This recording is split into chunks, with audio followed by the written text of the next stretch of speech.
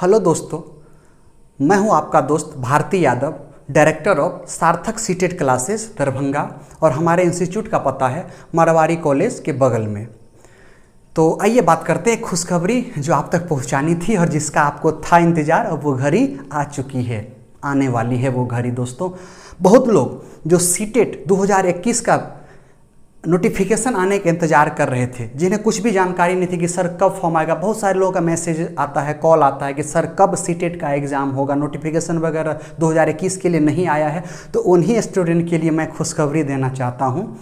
अभी सबसे पहले आप एक पेपर का कटिंग देख लीजिए जो आपको अभी दिख रहा होगा। ध्यान से देखिए, देख रहे हैं आप? एकदम हम हट जाते हैं, आप ध्यान से देखिए। तो आप देख रहे होंगे ध्यान से। चलिए, आपने देख लिया। अब बात करते हैं दोस्त, ये जो नोटिफिकेशन आपने ये जो देखा, पेपर का कटिंग जो आपने देखा, ये पेपर का कटिंग एक्चुअल में प्रयागराज का है, यूपी का, वहाँ का है, न्यूज़ है और अच्छे पेपर से लिया गया है। तो एक मतलब बोल सकते हैं विश्वसनीय है।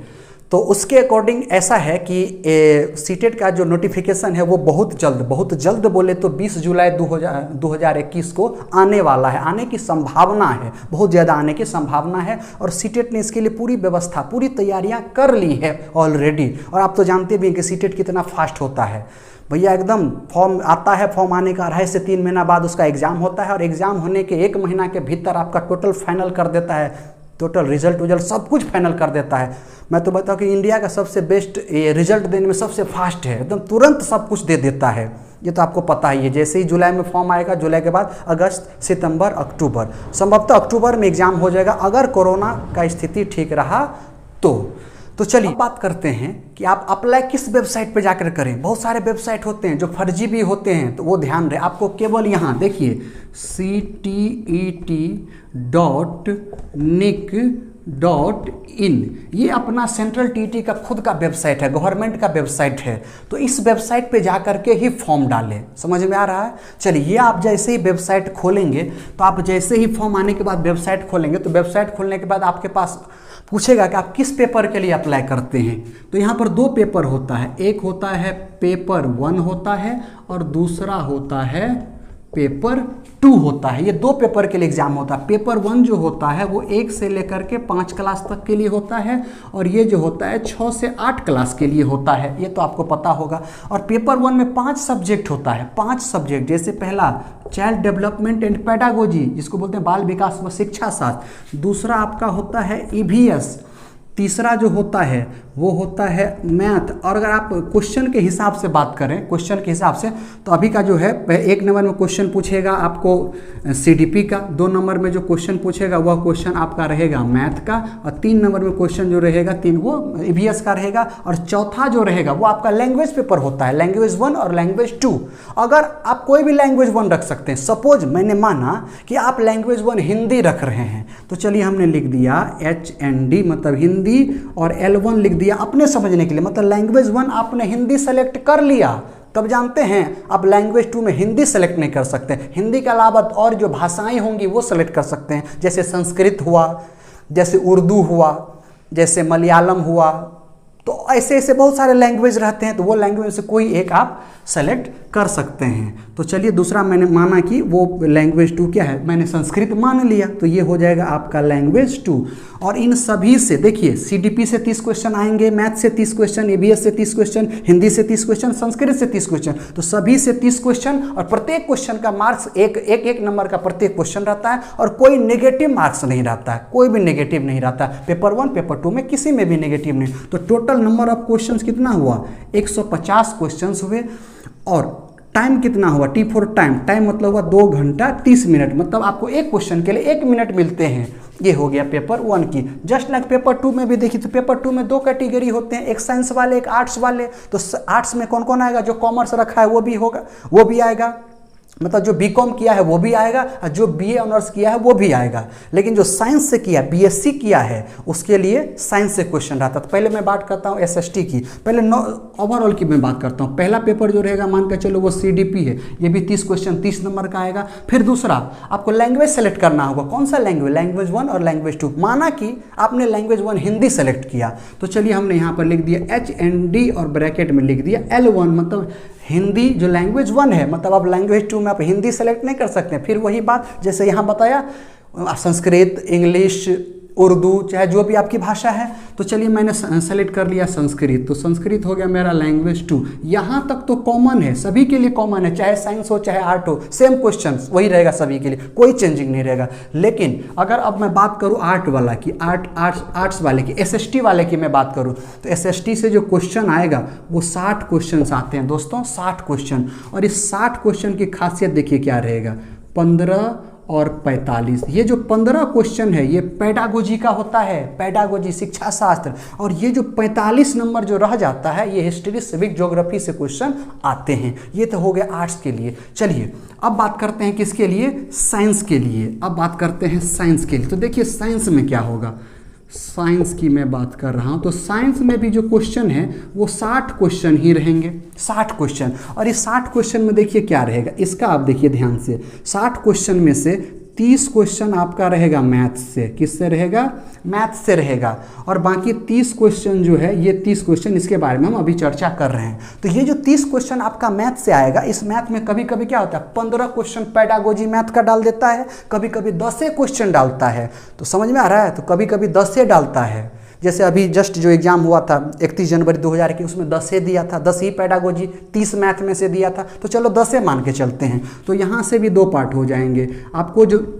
आपको जो ये 10 क्वेश्चन है, ये 10 क्वेश्चन जो है ये पेडागोजी वाला हो जाएगा। और बाकी जो ये 20 क्वेश्चन रहते हैं वो सवाल हो जाएंगे, सवाल बनाने वाला सवाल हो जाएगा।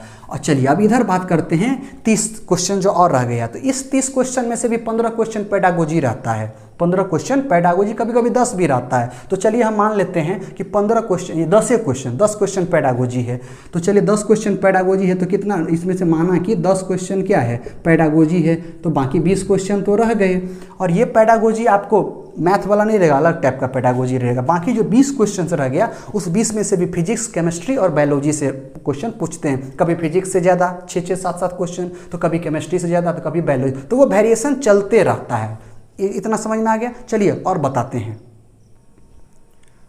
देखिए अब बात करते हैं फीस की। कितना फीस लगता है, कितना पेमेंट आपको करना पड़ता है। पेमेंट आप नेट बैंकिंग से कर सकते हैं, कोई दिक्कत नहीं है।